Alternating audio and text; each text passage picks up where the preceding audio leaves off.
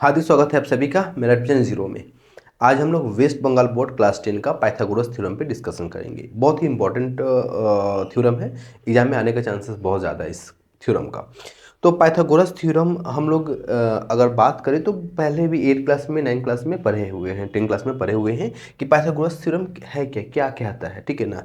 तो जैसे हम लोग बात करें पाइथागोरस थ्योरम का, तो देखो क्या है कि पाइथागोरस थ्योरम के लिए कंडीशन पहला क्या है कि वो ट्रायंगल जो है राइट एंगल होना चाहिए। मान लो यहाँ पे राइट एंगल है 90 डिग्री, ये हो गया ए बी और सी।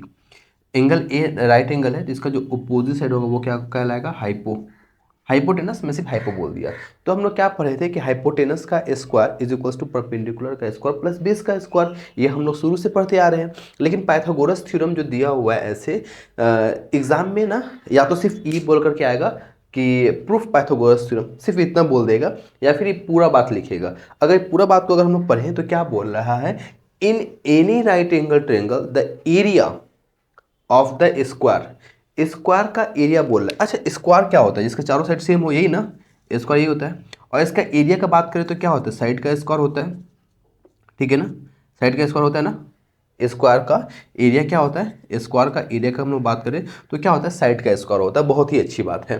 तो क्या बोला, the area of the square drawn on the hypotenuse, ये हाइपोटेनस है, हाइपोटेनस पे हमने एक स्क्वायर को ड्रॉ कर दिया, दिख रहा है रेक्टेंगल, लेकिन मान के चलते हैं कि स्क्वायर है। यहाँ पे स्क्वायर है, फिर यहाँ भी स्क्वायर है, ठीक है, फिर यहाँ भी स्क्वायर है, ठीक है। तो क्या बोल रहा है कि हाइपोटेनस के ऊपर जो स्क्वायर है उसका एरिया जो है वो बराबर है अदर टू साइड के ऊपर जो हम लोग स्क्वायर डालेंगे उसके एरिया का।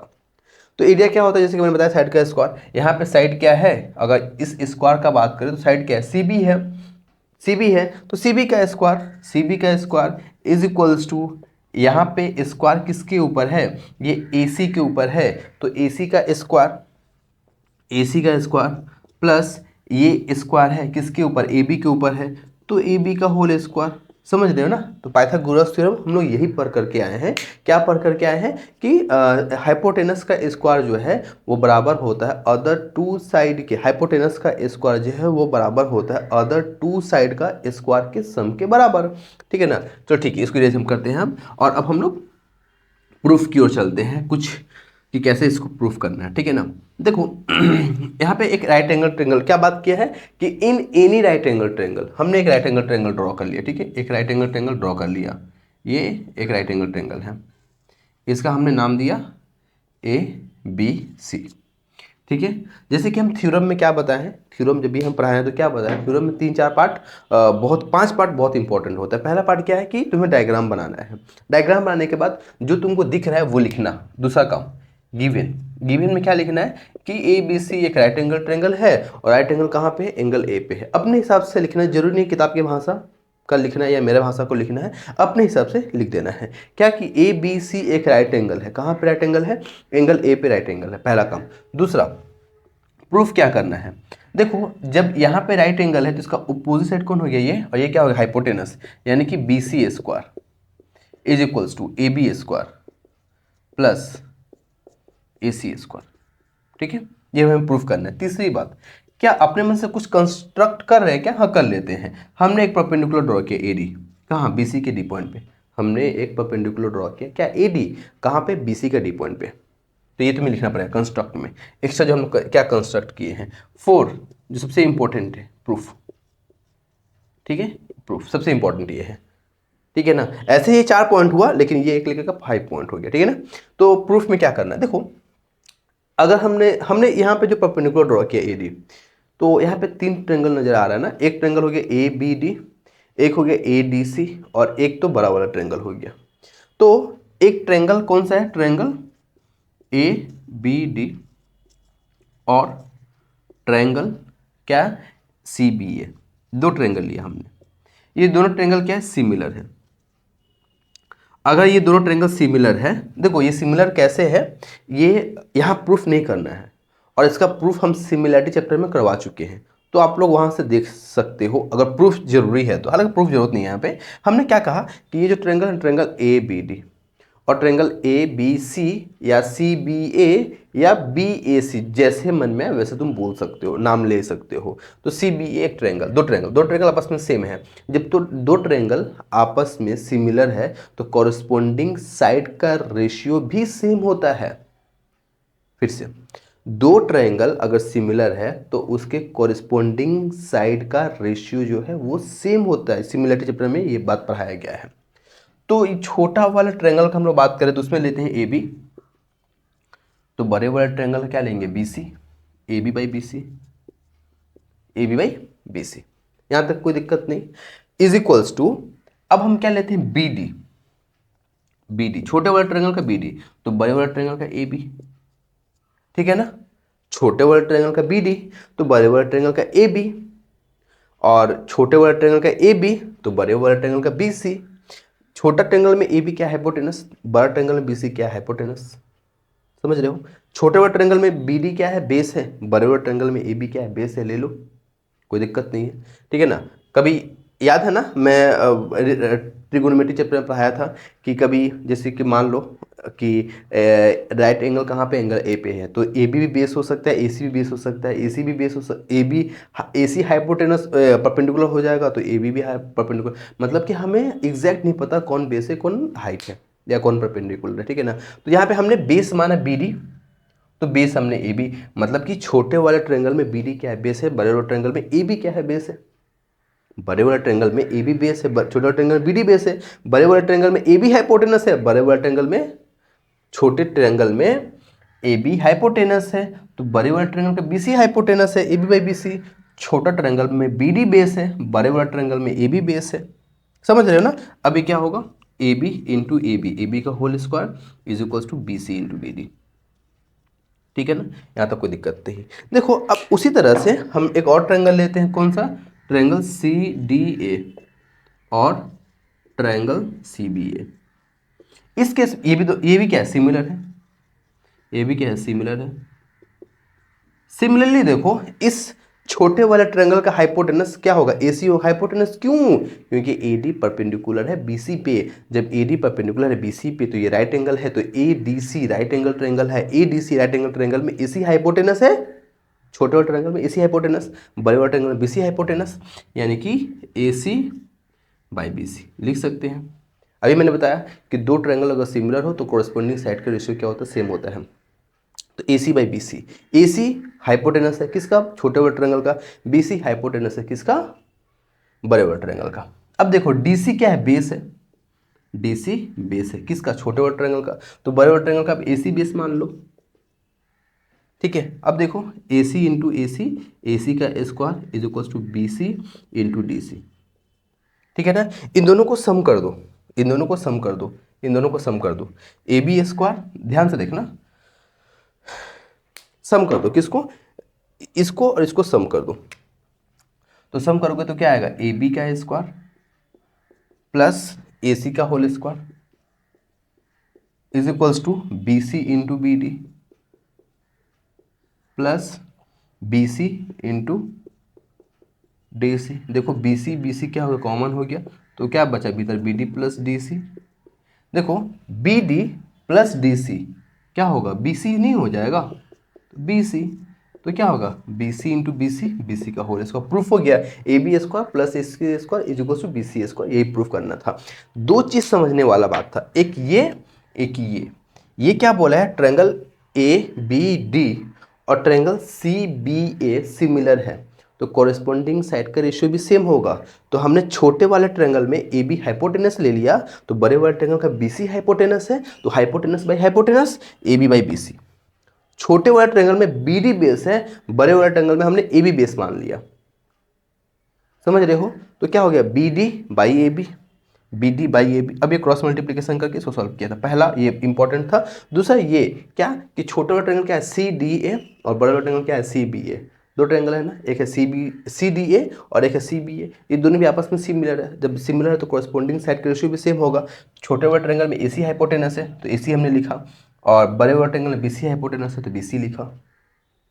छोटे ट्रायंगल में DC बेस है। अब हमने यहाँ इसको बेस मान लिया AC, तो DC by AC cross multiplication किए तो क्या हो गया, ये आ गया। फिर इन दोनों को सम किए, सॉल्व किए और ये प्रूफ हो गया। तो ये प्रूफ था। इसके ऊपर क्वेश्चन बन सकता है। ये क्वेश्चन तुम बहुत पहले भी किए हुए हो तुम लोग, ठीक है, क्लास 8-9 में भी किए हो, ठीक है ना। तो इसके ऊपर क्वेश्चन है, एक क्वेश्चन करते हैं, इसके स्क्रीनशॉट लो।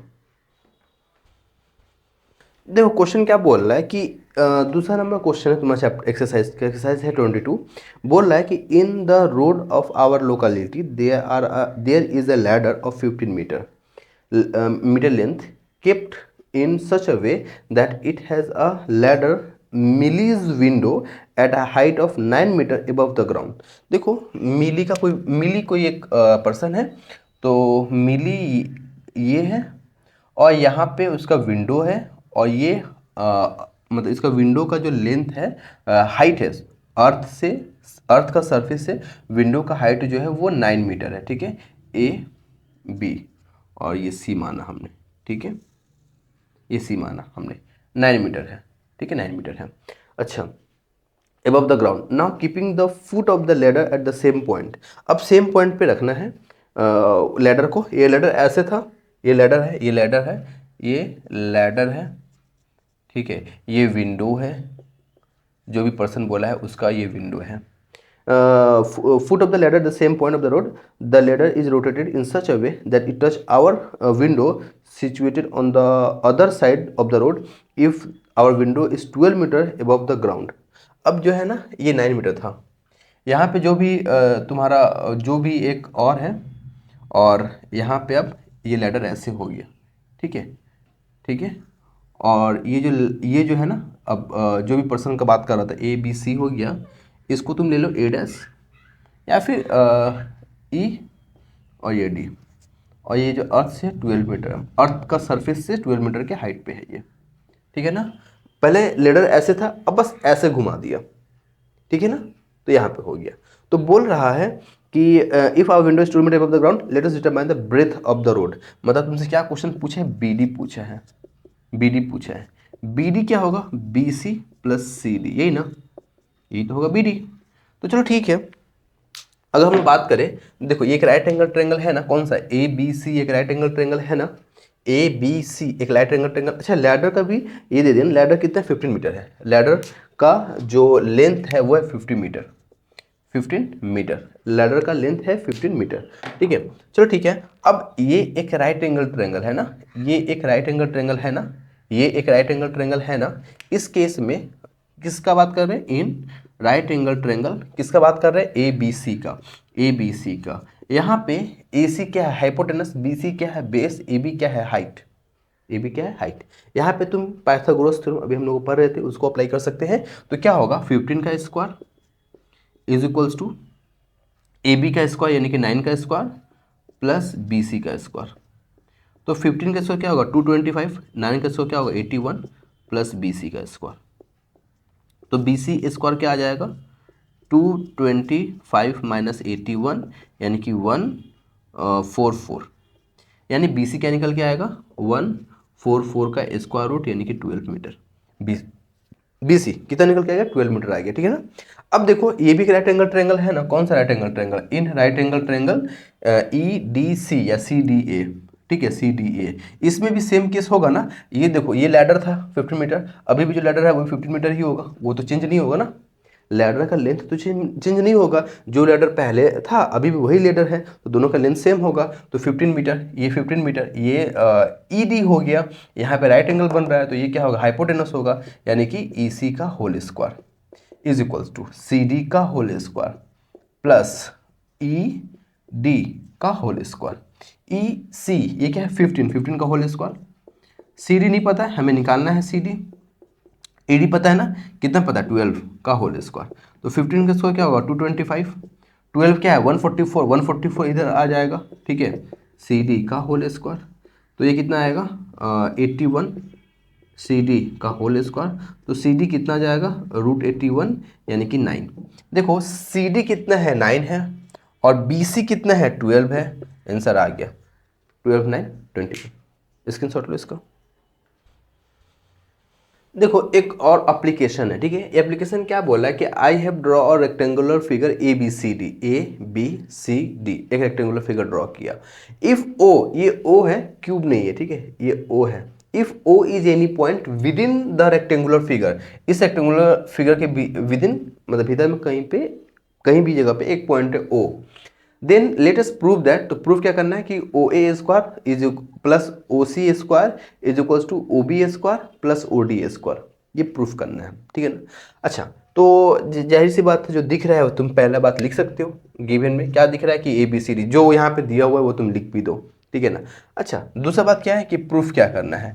प्रूफ में क्या लिखना है कि O A square plus O C square, ठीक है, ऐसे लिखते हैं, O A square plus O C square is equals to O B square plus O D square, ठीक है, ये प्रूफ करना है। तीसरा, कंस्ट्रक्शन में हमने एक पैरेलल लाइन ड्रॉ किया, एक पैरेलल लाइन ड्रॉ किया P cube, parallel line P cube draw किया जो ए बी के पी पॉइंट पे डी सी का क्यू पॉइंट पे इंटरसेक्ट कर रहा है, ठीक है ना। तीसरा बात जो कंस्ट्रक्शन में लिखना है, मैं नहीं लिख रहा हूं, तुम लिख लेना, ठीक है। क्या लिखना कि पी क्यू एक पैरेलल लाइन ड्रॉ की है, किसके पैरेलल, बी सी और ए डी के पैरेलल, ठीक है। देखो पी क्यू जो है बी सी के पैरेलल, तो obvious से बात है पी क्यू जो है ए डी के पैरेलल भी होगा, क्योंकि ए डी और बी सी पैरेलल है एक दूसरे का। तो पी क्यूब जो है पैरेलल है बी सी का, और पी क्यूब जो है ए बी के पी पॉइंट पे और डी सी का क्यू पॉइंट पे इंटरसेक्ट कर रहा है। फोर्थ पॉइंट, प्रूफ, प्रूफ जो कि इंपॉर्टेंट है। देखो बात को सुनना, बात को सुनना। ओपी परपेंडिकुलर है ए बी पे, ओपी परपेंडिकुलर है ए बी पे, और ओ क्यूब परपेंडिकुलर है किस पे, डी सी पे। समझ रहे हो ना। अगर हम लॉजिक का बात करें क्यों परपेंडिकुलर है, देखो ये और ये लाइन पैरेलल है, और यहाँ पे कितने का एंगल बनता है, 90 डिग्री का। तो यहाँ पे कितने का एंगल बनेगा, 90 डिग्री का। यहाँ पे कितने का बनेगा, 90 डिग्री का। समझ रहे हो हम क्या बोल रहे हैं, ठीक है।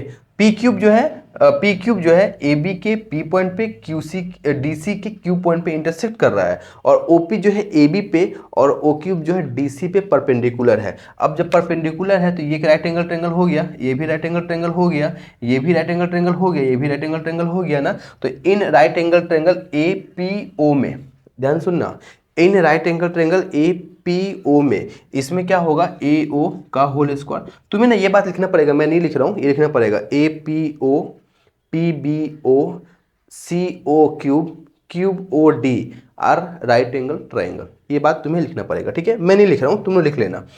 तो इस राइट एंगल ट्रायंगल में, किस राइट एंगल ट्रायंगल में, A P O right angle triangle में ए ओ हाइपोटेनस है, तो ए ओ का whole square is equals to A P का whole square plus P O का होल स्क्वायर।